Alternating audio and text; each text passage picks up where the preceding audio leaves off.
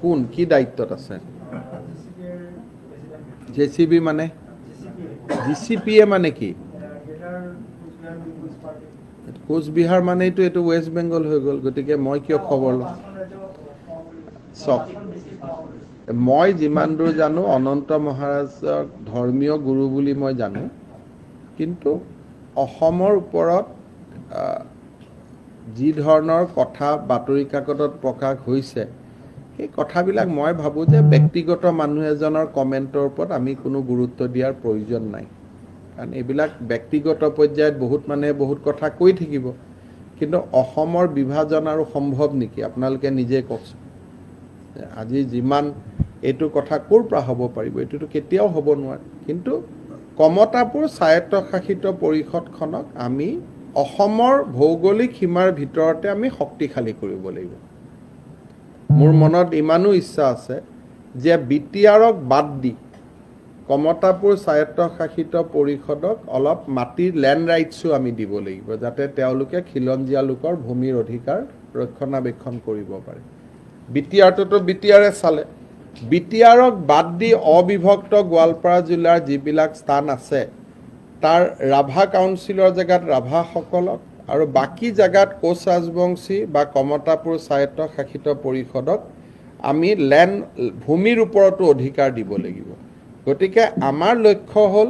কমতাপুৰ স্বায়ত্তশাসিত পৰিষদ বিটিআৰ ৰাভা স্বায়ত্তশাসিত পৰিষদ এখেতসকলক শক্তিশালী কৰা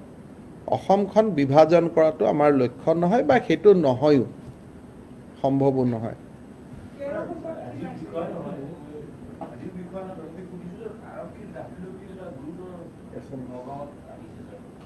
মোৰ ডিজিপিক সুধি ল'ব কি আছে মই গ'লে খবৰ ল'ম মইতো কেবিনেটৰ ভিতৰতে আছোঁ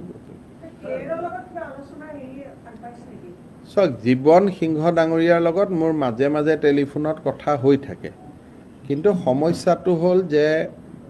বেংগল গভৰ্ণমেণ্টৰ হাতত একাংশ নেতা আছে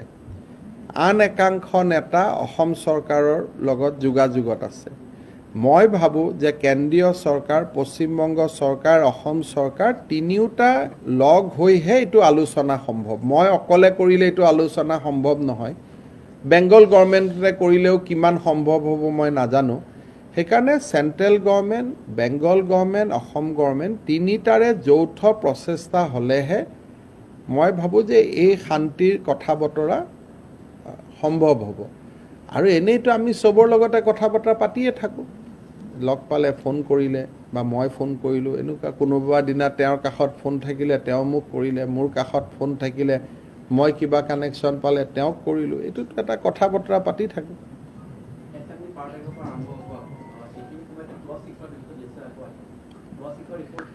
এইটোৰ ওপৰত আমাৰ আলোচনা অতুল বৰা ডাঙৰীয়া